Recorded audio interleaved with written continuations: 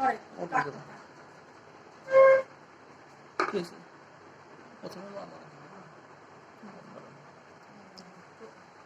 মোহাম্মদ উজ্জ্বল হোসেন, সহকারী শিক্ষক, শিয়ালদী আদর্শ আলিম মাদ্রাসা।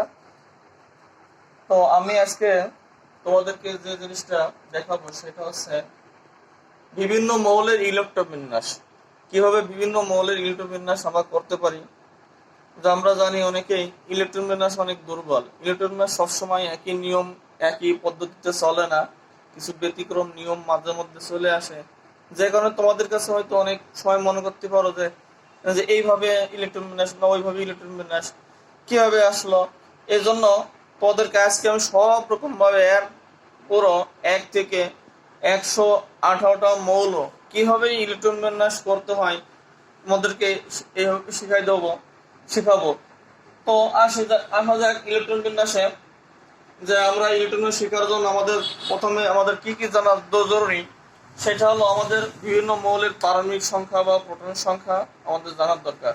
বিভিন্ন মৌলের পারমাণবিক সংখ্যা বা প্রোটনের সংখ্যা যখন আমরা জানতে পারবো, তখন সেই পারমাণবিক সংখ্যা বা প্রোটনের সংখ্যা দিয়ে আমরা কি ইলেকট্রন বিন্যাস করতে পারবো। তো দেখি, ইলেকট্রন বিন্যাস করার জন্য আমাদের তার আগে কি কি জানা দরকার আমি আগেই কিছু বোর্ডে এরকম লিখে রাখছি। দেখি এখানে যে অরবিট আর হচ্ছে ইলেকট্রন কতগুলো কক্ষপথে নিউক্লিয়াসের বাইরে। তোমরা জানো যে ইলেকট্রন নিউক্লিয়াসের বাইরে চারিদিকে এরকমের কক্ষপথে স্থির কক্ষপথে আবর্তন করে, পরিভ্রমণ করে, ঘুরে।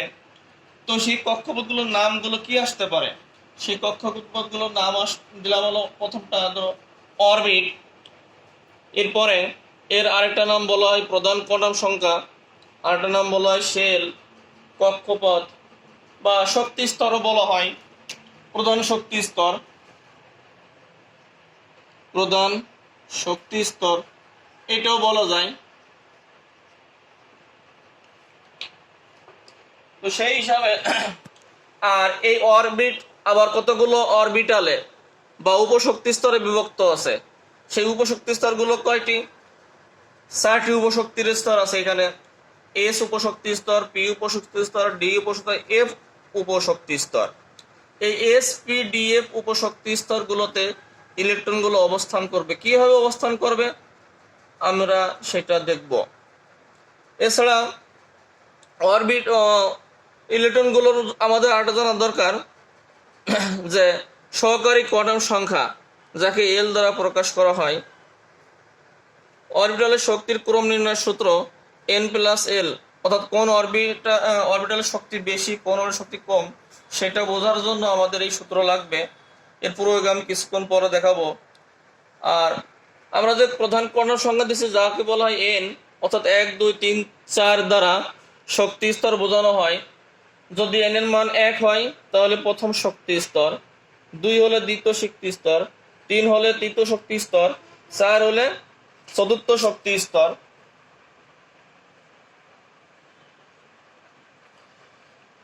n এর মান যখন 1 হয় তখন প্রথম শক্তি স্তর, যেখানে সহকারী কোয়ান্টাম সংখ্যা l এর মান 0, অর্থাৎ এই ক্ষেত্রে আমরা অরবিটাল পাবো 1s। n সমান 2 হলে দ্বিতীয় শক্তি স্তর, যেখানে সহকারী কোয়ান্টাম সংখ্যা l সমান 0 1, অর্থাৎ 2s 2p। n সমান 3 হলে তৃতীয় শক্তি স্তর, যেখানে সহকারী কোয়ান্টাম সংখ্যা 0 1 2, অর্থাৎ 3s 3p 3d। n সমান 4 হলে চতুর্থ শক্তি স্তর, যেখানে সহকারী কোয়ান্টাম সংখ্যা l সমান 0 1 2 3, 4s 4p 4d 4f। এইভাবে 5 হলে পঞ্চম শক্তি স্তর, যেখানে l এর মান 0 1 2 3 4 হওয়ার কথা। আসলে 4 আমাদের এত পর্যন্ত লাগে না, অর্থাৎ এই এসপিডিএফ এই 4টা অরবিটালের মধ্যেই আমরা আগে এখানে লিখেছি এসপিডিএফ, এই 4টা অরবিটালের মধ্যে আমাদের ইলেকট্রন বিন্যাস হয়ে যায়, যে কারণে এর বেশি 0 1 3 5 0 1 2 3 4 আর আমাদের দেওয়ার প্রয়োজন নাই। এইভাবে 5s 5p 5d 5f, 6s 6p 6d, 7s 7p। তোমরা জানো যে পর্যায় সারণী 7টা পর্যায় আছে, এই জন্য 7 পর্যন্ত রাখা হয়েছে। আর এখন আমরা দেখি আমরা কিছু মৌলের ইলেকট্রন বিন্যাস দেখি। যদি আসা যায় যে কার্বন একটি মৌল, এই মৌলের পারমাণবিক সংখ্যা বা প্রোটন সংখ্যা কত? তোমরা আগে থেকে এটি ভালো করে মুখস্থ করে নিয়েছো যে hydrogen 1, helium 2, lithium 3, beryllium 4, boron 5, carbon 6, nitrogen 7, এইভাবে করে পারমাণবিক সংখ্যা প্রোটন সংখ্যা মুখস্থ করে নিয়েছো। তো এখানে স্বাভাবিক অবস্থায় প্রোটন সংখ্যা যে কয়টা থেকে একটা মৌলতে, ইলেকট্রন সংখ্যাও সেই কয়টাই থাকে। যেহেতু এর পারমাণবিক সংখ্যা বা প্রোটন সংখ্যা 6, সেহেতু এর ইলেকট্রন সংখ্যাও 6। তো এই 6 ইলেকট্রন সংখ্যা যদি হয়, এইটাকে আমরা কিভাবে ইলেকট্রন বিন্যাস করব? ইলেকট্রন বিন্যাসের আমাদের আরেকটা বিষয় জানা দরকার, যেখানে আমরা অরবিটালের উপশক্তি স্তরে sp-df আছে, s অরবিটালে কয়টা ইলেকট্রন ধারণ ক্ষমতা আছে, p অরবিটালে কয়টা ইলেকট্রন ধারণ ক্ষমতা আছে, d অরবিটাল f অরবিটালের ধারণ ক্ষমতা কত, এইটা আমাদের আগে একটু জানার দরকার। তার জন্য আমরা একটা সূত্র ব্যবহার করব। সেই সূত্রটা হচ্ছে 2 × 2l + 1। এই সূত্রের মাধ্যমে আমরা জানতে পারবো যে কোনো অরবিটালে অর্থাৎ sp-df কতগুলো ইলেকট্রন থাকবে, এইটা আমরা জানতে পারবো। যদি মনে করি যে p অরবিটালে কতগুলো ইলেকট্রন থাকবে, p অরবিটালের ইলেকট্রন সংখ্যা, ইলেকট্রনকে তোমরা জানো ই দ্বারা প্রকাশ করা হয়, ইলেকট্রন সংখ্যা। যেহেতু ইলেকট্রন ঋণাত্মক আধান, তো উপর একটা মাইনাস চিহ্ন দিয়ে দেই। তো এখানে তোমরা জানো পি অরবিটালের জন্য এল এর মান কত আসে, যেমন এস এর জন্য 0, তারপরে পির জন্য 1 অর্থাৎ s0 p1, spd অর্থাৎ 0 1 2 অর্থাৎ s orbital 0, p orbital 1, d orbital 2, spdf অর্থাৎ 0 1 2 3, s এর জন্য 0, p এর জন্য 1, d এর জন্য 2, f এর জন্য 3। তো l এর মান হচ্ছে s এর জন্য 0, p এর জন্য 1, d এর জন্য 2, f এর জন্য 3। এটা হচ্ছে l এর মান, এটা হচ্ছে l এর মান, সহকারী কোয়ান্টাম সংখ্যা l এর মান। তো যাক p অরবিটালের জন্য তাহলে l এর মান কত আসতেছে, এখানে p অরবিটালের জন্য l এর মান আসতেছে 1। তাহলে সেই ক্ষেত্রে এখানে আমরা সূত্র আমরা এখানে ব্যবহার করি যে 2 × 2, l এর মান হচ্ছে 1 + 1, 2 2 কে 2 + 1, তো 2 এখান থেকে 2 আর 1 যোগ 3, 3 × 2 = 6। তাহলে বোঝা গেল পি অরবিটাল ইলেকট্রন সংখ্যা 6। শুধু পি অরবিটাল না, যে কোনো অরবিটালের জন্য ইলেকট্রন সংখ্যা এভাবে বের করা যাবে। যদি ডি অরবিটাল ধরি, ডি অরবিটাল ইলেকট্রন সংখ্যা কত আসবে, 2 × 2l, এল এর পরিবর্তে আমি ডি এর মান 2 বসাবো, এখানে এল এর পরিবর্তে ডি এর মান আমি 2 বসাবো, অর্থাৎ 2 + 1, 2 2 × 4, 2 4 + 1 5, 5 2 × 10। অর্থাৎ এইভাবে S orbital, P orbital, D orbital কতগুলো ইলেকট্রন থাকতে পারে সর্বোচ্চ, সেটা এই সূত্র দিয়ে বের করা যায়। তো আমি আর একটু সংক্ষেপে লিখে দিই তোমাদের পরিষ্কার করে মুখস্থ রাখার জন্য, যে এস অরবিটালে 2টি ইলেকট্রন থাকতে পারে সর্বোচ্চ, পি তে 6টি, ডি তে 10টি, এ বলে 14টি। সর্বোচ্চ 2টি ইলেকট্রন, সর্বোচ্চ 6টি, ডি তে 10টি, এফ এ 14টি। এর কম বেশি ইলেকট্রন থাকতে পারে, এর কম থাকতে পারে, বেশি থাকার সুযোগ নেই। সর্বোচ্চ 2টি, 6টি, 10টি, 14টি। যাক, আমরা দেখতে চাইছিলাম যে কার্বন মৌলের ইলেকট্রন বিন্যাস। কার্বনের 6টি ইলেকট্রন আছে, কার্বনের 6টি ইলেকট্রন আছে। তো আমরা প্রথমে ইলেকট্রন বিন্যাস করতে হলে 1s এ চলে আসবো। তো প্রথম শক্তি স্তরে অরবিটাল আছে 1s, আর এস অরবিটালে সর্বোচ্চ 2টি ইলেকট্রন থাকতে পারে। আর আমরা 6টা ইলেকট্রন বিভক্ত করব, প্রথমে এস এর 2টা, এরপরে দ্বিতীয় শক্তি স্তর, সেখানে আছে আমাদের 2s অরবিটাল, 2p অরবিটাল। দ্বিতীয় শক্তি স্তর, সেখানে 2s আছে, 2p আছে। অর্থাৎ 2s আর হচ্ছে 2p, যেখানে s অরবিটাল সর্বোচ্চ 2টা, p তে সর্বোচ্চ 6টা। এই থাকতে পারে সর্বোচ্চ 6টা, কিন্তু আমার দেখতে হবে এখানে ইলেকট্রন কয়টা আছে। 6 আর 2 8 আর 2 10 হয়ে গেছে, কিন্তু না, আমার ইলেকট্রন মাত্র 6টা আছে। তাহলে s অরবিটাল 2টা দেবো, s অরবিটাল 2টা দেবো, 2 আর 2 4, আর বাকি আছে 2টা, সেই 2টা আমি p অরবিটালে ইলেকট্রন দেব, অর্থাৎ মোট 6টা ইলেকট্রন হয়ে গেল। আমি তোমাদের আগেই বলেছি যে যে কোনো অরবিটাল ইলেকট্রন সংখ্যা কম থাকতে পারে, কিন্তু বেশি থাকার সুযোগ নেই। তাহলে প্রথম ক্ষেত্রে আমাদের 1s অরবিটাল, তারপরে 2s আর 2p, সেই ক্ষেত্রে আমরা 1s এ 2টা ইলেকট্রন দেবো, 2s এ 2টা দেবো, কারণ s এ সর্বোচ্চ 2 থাকতে পারে, তার বেশি থাকার সুযোগ নেই। তা 2 আর 2 4 হয়ে গেল, আরো 2 বাকি থাকলো, সেই 2 আমরা p তে নিয়ে বাকি 2 দিব। এইভাবে যদি আমি ম্যাগনেসিয়াম ধরি, ম্যাগনেসিয়ামের ইলেকট্রন সংখ্যা 12, তো 12 দিয়ে হয় 1s 2টা, তারপরে 2s 2টা, তারপরে 2p, p তে সর্বোচ্চ 6টা থাকতে পারে আমরা জানি। তো p তে 6টা, 6 আর 2 8 আর 2 10 হয়ে গেল, আরো 2 বাকি থাকলো, তাহলে 1s 2s 2p, এরপরে চলে আসবো আমরা 3s এ, অর্থাৎ 3s 2টা। এইভাবে মোট 12টা ইলেকট্রন আমরা এরকমের ইলেকট্রন বিন্যাস করতে পারি। আমরা যদি আরেকটু বড় দিকে যাই, ধরো সালফারে যাই, সালফারে 16টি ইলেকট্রন আছে, সেখানে 1s এর 2টা, 2s এর 2টা, 2p 6টা, 10 হয়ে গেল। এরপরে 3s এর 2টা, 12 হয়ে গেল, আরো 4 বাকি থাকলো। 3s এর পরে অরবিটাল আছে 3p, 3p তে 4টা, তাহলে 12 আর 16। এইভাবে আমরা 1 থেকে 18টা পর্যন্ত ইলেকট্রন বিন্যাস সহজে আমরা এভাবে করতে পারি। কত বলছি? 1 থেকে 18। আমি এগুলো মুছে দিচ্ছি, এটা মুছবো না, কারণ 1 থেকে 18 পরের মৌলটা এই সূত্র আমার কাজে লাগবে।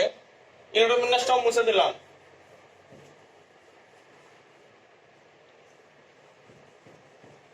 আচ্ছা, তো এইভাবে আমরা সহজে 1 থেকে 18টি মৌলের ইলেকট্রন বিন্যাস করতে পারি। এখন প্রশ্ন হলো 1 থেকে 18টি মৌল ইলেকট্রন বিন্যাস সহজে পারি, 1 থেকে 18 পরে যায় কেন আমাদের ব্যতিক্রম ঘটতেছে, সেইগুলো আমরা একটু লক্ষ্য করব। আমি আসি ক্যালসিয়ামে 20 এর ইলেকট্রন বিন্যাসে আসি। 1s2, 2s এর 2, 2p6, এরপরে 3s এর 2, এরপরে 3p6, এরপরে 3d আছে। তাহলে 1 নম্বর শক্তি স্তরে 1s অরবিটাল, 2 নম্বর শক্তি স্তরে 2s 2p, 3 নম্বরে 3s 3p 3d, 4 নম্বর শক্তির স্তরে আছে 4s 4d 4p 4d 4f। যাই হোক, আমাদের এই পর্যন্ত কতগুলো হয় ইলেকট্রন? 2টা 2টা 4টা, 6 4 10 11 12 12 6 18। 1 থেকে 18 পর্যন্ত আমরা চোখ বুঝে সহজেই ইলেকট্রন বিন্যাস দেখাতে পারি, কিন্তু এরপরে যে কিছু ব্যতিক্রম ঘটে, সেই ব্যতিক্রমগুলো আমরা একটু দেখব। যেমন, তাহলে আমাদের 20 আছে, আরো 2টা ইলেকট্রন বাকি আছে, স্বাভাবিকভাবে সেই ইলেকট্রন তো 3d তে প্রবেশ করার কথা, কিন্তু না, এখানেই হচ্ছে কেস ঘটছে। এখানেই 3d তে প্রবেশ না করে আগে 4s এ ইলেকট্রন প্রবেশ করবে। কেন আগে 4s ইলেকট্রন প্রবেশ করবে? তার জন্য আমার দরকার অরবিটাল শক্তির ক্রম। অর্থাৎ বিজ্ঞানী আউফবাউ একটা সূত্র দেখাইছেন উনি, যে বিজ্ঞানী আউফবাউ যে অরবিটাল প্রবেশ করার কিছু নিয়ম বলছেন, যে প্রথমে বলছেন যে ইলেকট্রন প্রথমে সর্বনিম্ন শক্তি স্তরে প্রবেশ করবে, এরপরে ক্রমান্বয়ে উচ্চ শক্তি স্তরে প্রবেশ করবে। এর প্রথমে আগে নিম্ন শক্তি স্তরে যাবে, এরপর সেখান থেকে উঁচুর দিকে যাবে। তোমরা জানো যে একবারে গাছে উঠা যায় না, প্রথমে গোড়ার থেকে আস্তে আস্তে আস্তে উপর দিকে উঠতে হয়। এই জন্য আউফবাউ সেটাতে বলছেন যে শক্তির, যার শক্তি কম সেইখানে আগে ইলেকট্রন দিতে হবে। তো এখন তার অনুসারে এই 3d আর 4s অরবিটাল, এই দুইটার শক্তি কার বেশি কার কম, এইটা আমাদের দেখার দরকার। তার জন্য আমাদের অরবিটালের শক্তির ক্রম নির্ণয় সূত্র ছিলাম n+l। এন কি প্রধান কোয়ান্টাম সংখ্যা যার মান 1 2 3 4 5 ইত্যাদি। এল কি সহকারী কোয়ান্টাম সংখ্যা যার এস অরবিটালের জন্য 0 তোমরা জানো, পি অরবিটালের জন্য 1, ডি এর জন্য 2 আর এফ এর জন্য 3। তো আমি দেখি 3D অরবিটালের শক্তি দেখি এবার। 3D অরবিটালের শক্তি, 3D শক্তির জন্য সূত্র হচ্ছে n+l অর্থাৎ 3D।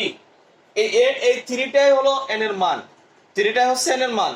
আর ডি অরবিটালের জন্য l হচ্ছে আমরা জানি যে 2, ডি অরবিটালের জন্য n এর মান 2 অর্থাৎ n+l সূত্র যদি হয় n এর মান হচ্ছে 3 আর l এর মান হচ্ছে 2, তাহলে কত দাঁড়ালো?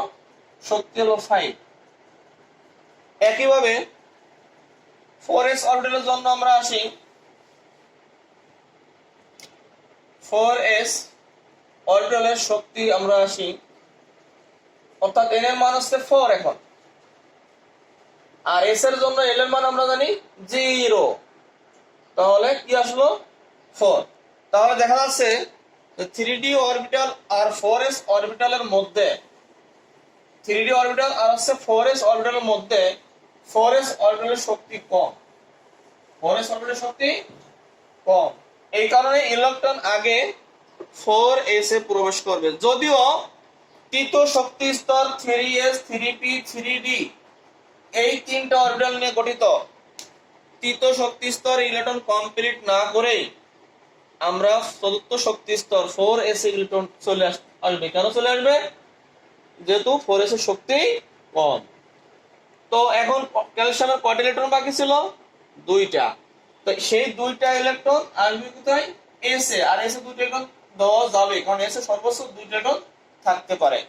এইভাবে ক্যালসিয়ামের শেষ 2টি ইলেকট্রন 3D অরবিটালে প্রবেশ না করে 4s অরবিটালে প্রবেশ করবে। এজন্য প্রশ্ন করা হয় বিশেষ করে সৃজনশীলের খ নাম্বারের জন্য যে পটাশিয়াম 19টি ইলেকট্রন, তোমরা জানো যে পটাশিয়ামের শেষ ইলেকট্রনটি 3D অরবিটালে প্রবেশ না করে 4s অরবিটালে প্রবেশ করে কেন?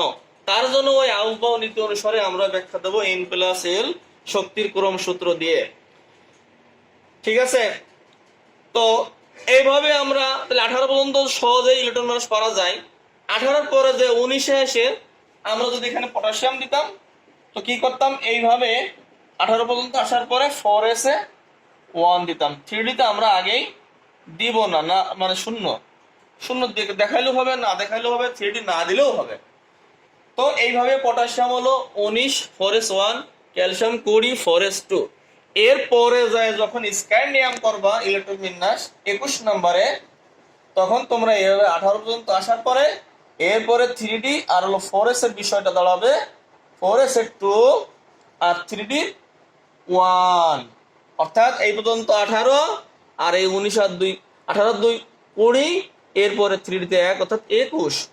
এখন যদি স্ক্যানের পরে আমরা আসি টাইটানিয়ামে আসি 22 নম্বর মৌলের ইলেকট্রন বিন্যাস দেখি 3D আর হলো 4s এর দুইটা হবে 3D তে 2, অর্থাৎ 18 আর 22 হয়ে গেল। এইভাবে 3D 3 4s 2 যা আছে তাই অর্থাৎ 23।